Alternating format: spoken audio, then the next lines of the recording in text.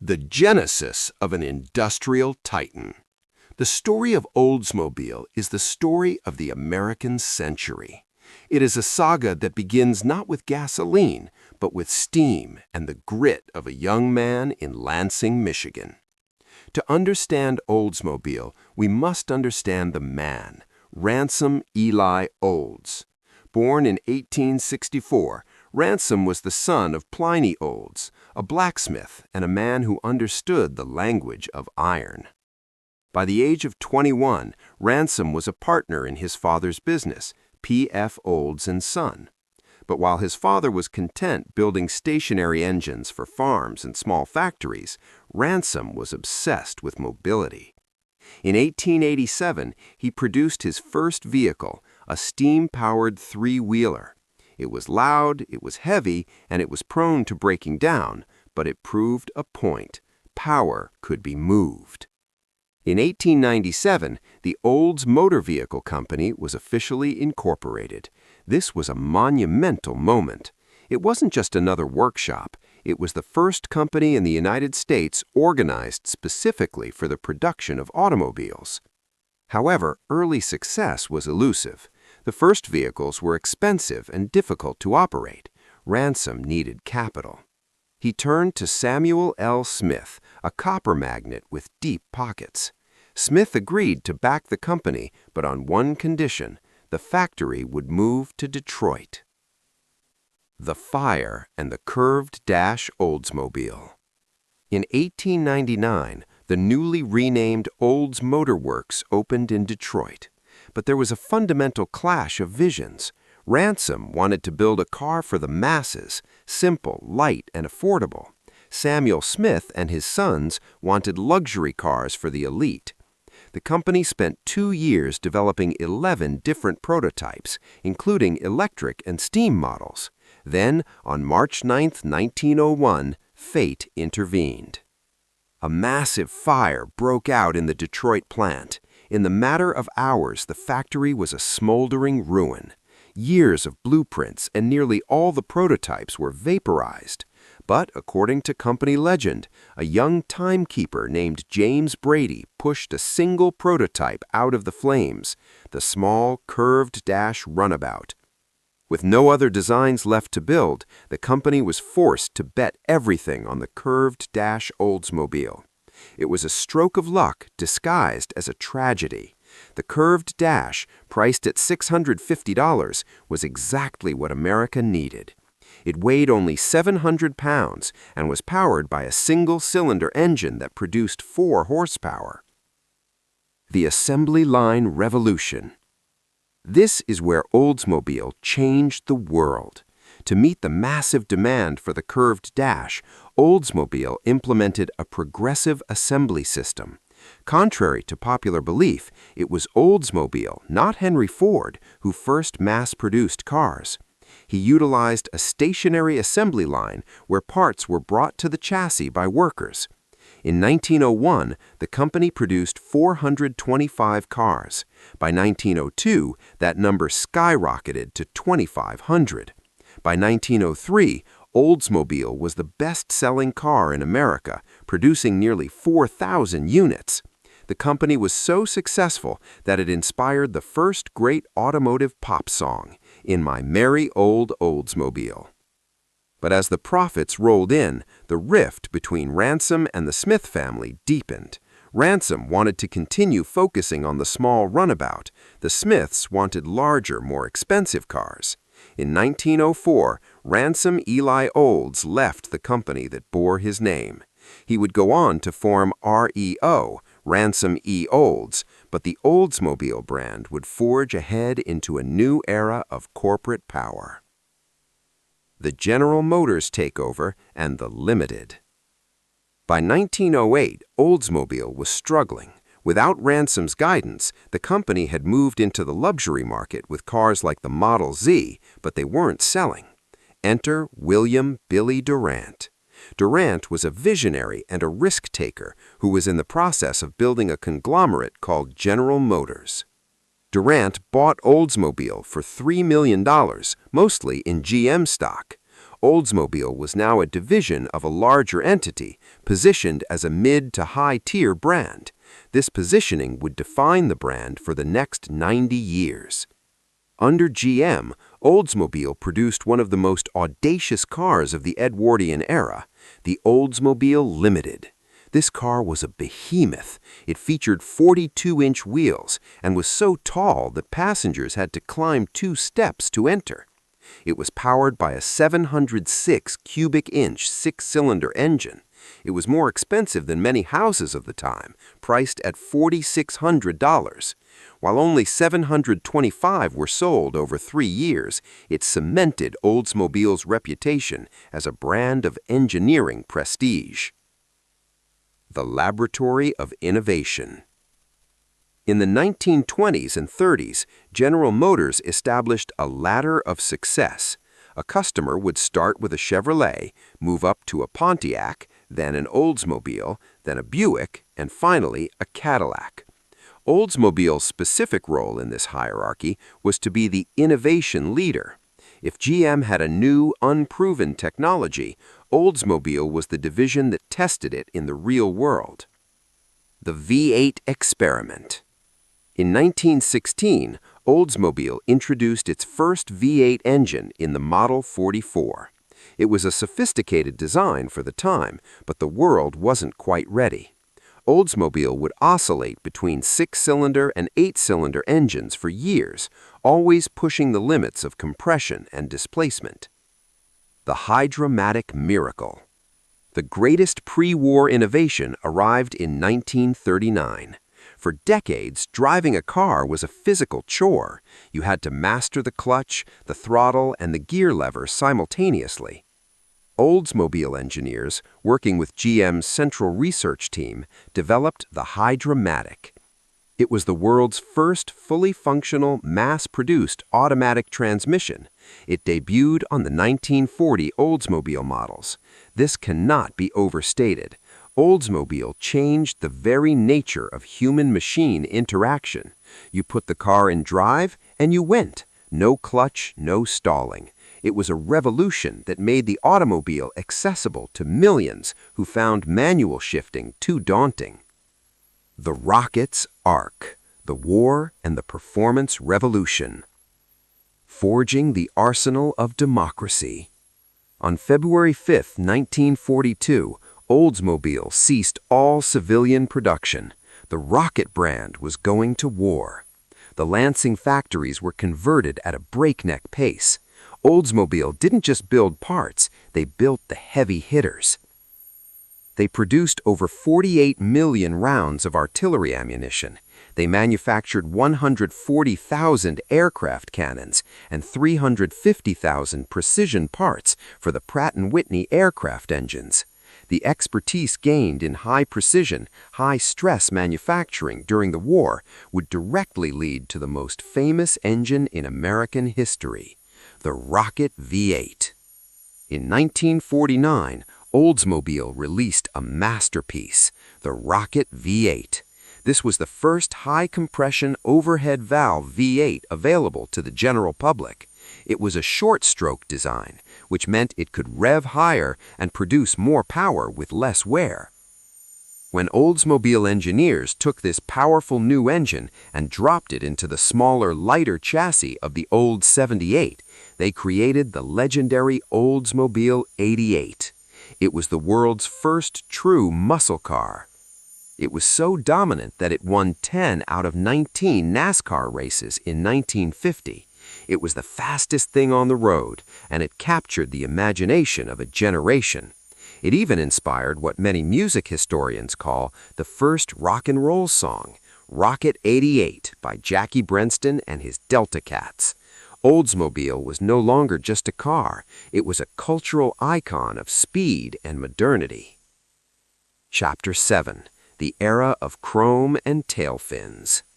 The mid-1950s saw Oldsmobile enter its golden age. The cars became longer, lower, and wider. The 1957 and 1958 models were masterpieces of mid-century design, dripping with chrome and featuring 3-piece rear windows. But Oldsmobile never forgot its role as the innovation lab. In 1962, they did something truly insane for a mass-market manufacturer. They introduced the Oldsmobile Jetfire. The Jetfire was the first turbocharged passenger car in history, beating the Corvair by a few weeks. It used a turbo rocket fluid, a mix of distilled water and methanol to prevent engine knock. It was light years ahead of its time, though the complexity proved too much for the average mechanic of 1962. The Tornado and the front-wheel drive revolution. If the Rocket 88 was Oldsmobile's greatest engine, the 1966 Tornado was its greatest engineering feat.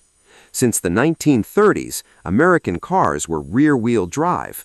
Oldsmobile decided to flip the script. They spent 7 years developing the unitized power package. The Toronado was a massive luxury fastback that pulled itself from the front. It featured a 425 cubic inch V8 and a silent chain drive system. It was a sensation. It won Motor Trend's Car of the Year and proved that front-wheel drive could work for a large, powerful American car. This design would eventually become the blueprint for almost every modern car on the road today. Continuing the 10,000-word deep dive into the history of Oldsmobile, this installment covers the brand's absolute peak in the 1970s, the muscle car era, the devastating engineering scandals of the late 70s, and the beginning of the identity crisis in the 80s. The peak, the muscle, and the cracks in the armor. The muscle car wars and the 442. As the 1960s roared toward their conclusion, the American automotive landscape was defined by one thing: cubic inches. While Pontiac had the GTO and Chevrolet had the Chevelle SS, Oldsmobile entered the fray with a more sophisticated breed of brawler. In 1964, they introduced the 442. The name was a mathematical promise: 4-barrel carburetor, 4-speed manual transmission, and 2 dual exhausts. By 1968, the 442 became its own separate model, no longer just an option package for the Cutlass. But the pinnacle arrived in 1970. This was the year GM finally lifted its internal ban on engines larger than 400 cubic inches in intermediate cars. Oldsmobile responded by dropping the massive 455 cubic inch Rocket V8 into the 442. The 1970 442 with the W30 package was a gentleman's muscle car. It featured a fiberglass hood with functional air scoops, an aluminum intake manifold, and a special camshaft. It produced 365 horsepower and a staggering 500 pound-feet of torque. It was a car that could pin you to your seat with the force of a jet takeoff, yet it was famous for having a more refined interior and better handling than its rivals. The Hearst connection. We cannot talk about this era without mentioning George Hearst. The partnership between Oldsmobile and Hearst Performance created some of the most collectible cars in history. The Hearst Olds, often painted in iconic Peruvian silver or cameo white with gold stripes, featured the Hearst dual-gate shifter, allowing the driver to switch between a standard automatic and a manual-style ratchet shifter. This partnership gave Oldsmobile a street cred that even Cadillac envied. The Cutlass Conquest. While the muscle cars grabbed the headlines, a different kind of revolution was happening in the sales charts. In 1973, Oldsmobile redesigned the Cutlass with the colonnade styling. It featured massive, fixed rear side windows and a formal, upright grille. To the surprise of everyone at General Motors, the Oldsmobile Cutlass Supreme became a runaway hit. By 1976, it was the best-selling car in the United States. Why did it work? Because it hit the sweet spot of the American psyche. It offered the look of a Cadillac Eldorado for a fraction of the price. It was reliable, comfortable, and held its value remarkably well. For the American middle class, the Cutlass was the ultimate status symbol. It was the car that said you had arrived, but you hadn't lost your mind. In 1977, Oldsmobile sold over 1 million cars in a single year for the first time. It was the third best-selling brand in America, trailing only Chevrolet and Ford. Oldsmobile was at the absolute top of the mountain. But as the saying goes, the higher you climb, the harder you fall. The engine swap scandal. Success breeds complacency, and in 1977, General Motors made a decision that would haunt the Oldsmobile brand forever. Because Cutlass sales were so high, the Lansing plant couldn't produce enough Rocket V8s to keep up with demand. Without telling the public, GM began installing Chevy 350 V8s into Oldsmobile Delta 88s and Omegas. The scandal broke when an owner in Illinois went to change his oil filter and realized the part listed for an Oldsmobile didn't fit. He discovered a Chevy engine under his brand-new Olds. The backlash was immediate and fierce. Thousands of lawsuits were filed. Oldsmobile's marketing had spent decades telling customers that the Rocket V8 was a superior, unique piece of engineering. By putting a generic Chevy engine in its cars, GM admitted that Oldsmobile was just a nameplate, not a unique machine. It was the beginning of the badge engineering era that would eventually kill the brand. The diesel disaster. In the late 1970s, the world was gripped by the oil crisis. Gas prices were skyrocketing, and fuel economy was the new priority. GM turned to Oldsmobile, their innovation lab, to solve the problem. The solution? The LF9 diesel V8. Instead of designing a diesel engine from scratch, Oldsmobile engineers took the existing gasoline 350 block and reinforced it. It was a catastrophic mistake. They didn't include a water separator in the fuel system, leading to rusted fuel pumps and shattered injectors. Head bolts stretched, head gaskets blew, and engines literally exploded in the hands of customers. The Oldsmobile diesel was so unreliable that it single-handedly ruined the reputation of diesel cars in America for a generation. It also cost Oldsmobile their most loyal customers.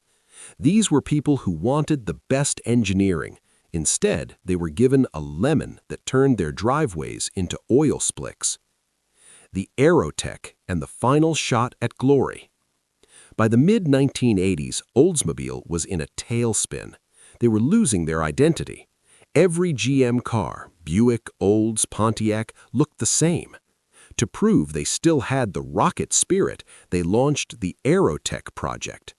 The AEROTECH was a sleek, futuristic experimental car powered by a highly turbocharged of the quad-4 engine, Oldsmobile's new 16-valve four-cylinder. In 1987, legendary driver A.J. Foyt took the AEROTECH to a closed track in Texas and smashed the world closed-course speed record, reaching over 257 miles per hour. It was a moment of pure brilliance. It proved that Oldsmobile's engineers were still among the best in the world. They had built a four-cylinder that could outperform exotic European supercars. But there was a problem. You couldn't buy an AEROTECH. What you could buy was a 1988 Cutlass Calais, a car that felt miles away from the speed and excitement of A.J. Foyt's record breaker. This is not your father's Oldsmobile. As the 1990s approached, Oldsmobile faced a terrifying reality. Their average customer was in their 60s.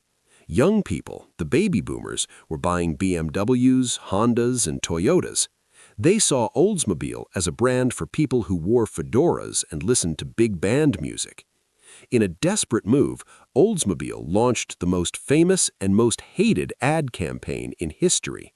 This is not your father's Oldsmobile. The campaign featured celebrities like William Shatner and Ringo Starr with their adult daughters.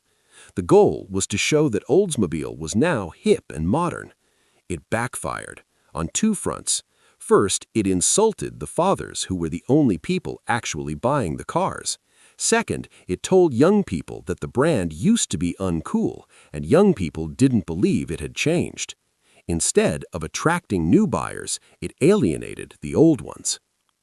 The AURORA and the import fighting dream. By 1993, Oldsmobile was bleeding out. Sales had dropped from over 1 million in 1985 to barely 400,000. General Motors knew that badge engineering, making every car look like a generic clone, had failed. They needed a Hail Mary.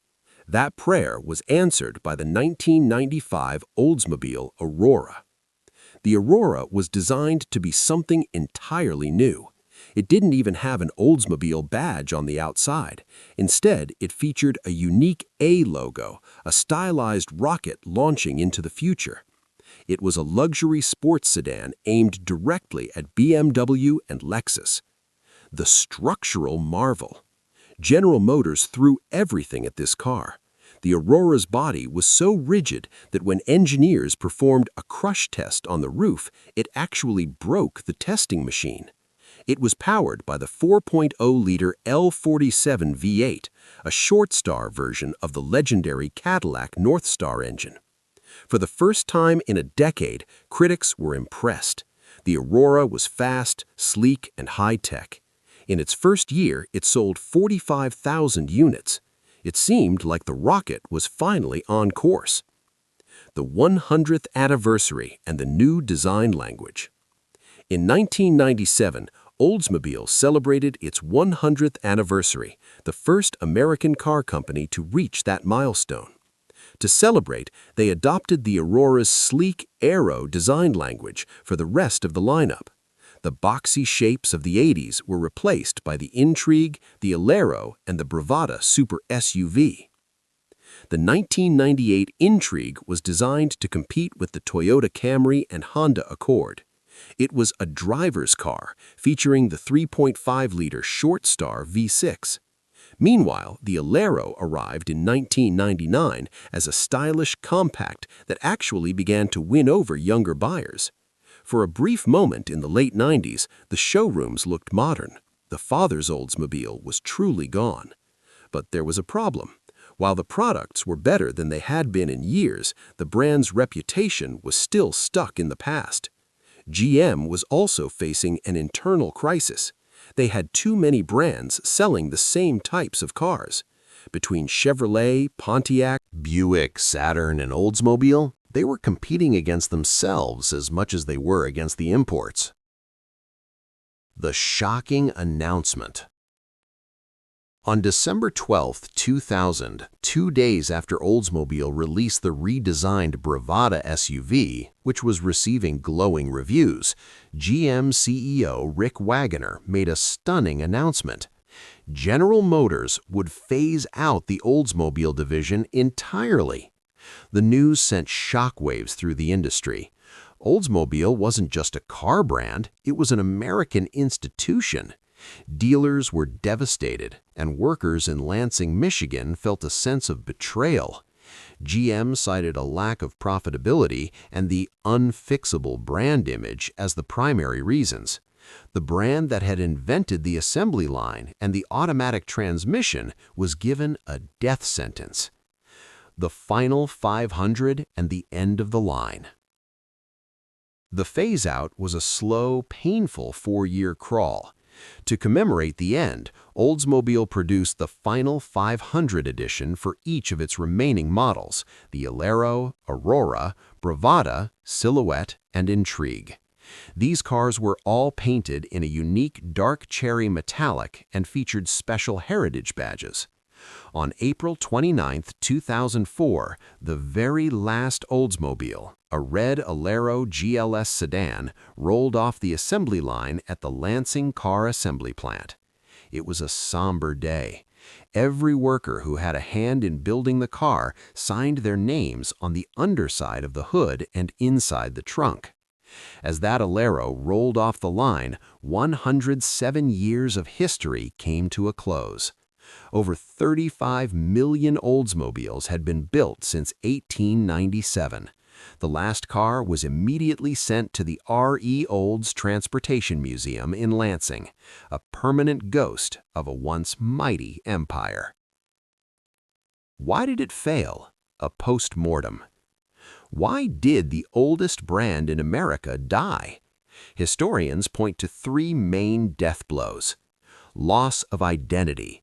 When GM forced Oldsmobile to share engines and bodies with Chevrolet and Buick in the 70s and 80s, they killed the rocket soul. If an Olds was just a fancy Chevy, why pay more? The father's marketing gap. The brand spent too long serving an aging customer base and then panicked with marketing that insulted those same loyalists. The SUV revolution. While Oldsmobile had the bravada, they remained primarily a sedan brand, exactly when the American public shifted toward trucks and SUVs. The eternal rocket. The legacy. Oldsmobile is gone, but its DNA is everywhere. Every time you drive an automatic car, you are using technology Oldsmobile pioneered in 1939. Every time you see a front-wheel drive luxury car, you are seeing the shadow of the 1966 Tornado. Ransom Eli Olds wanted to put the world on wheels. He succeeded beyond his wildest dreams. The rocket may have landed, but the arc it traveled redefined the 20th century.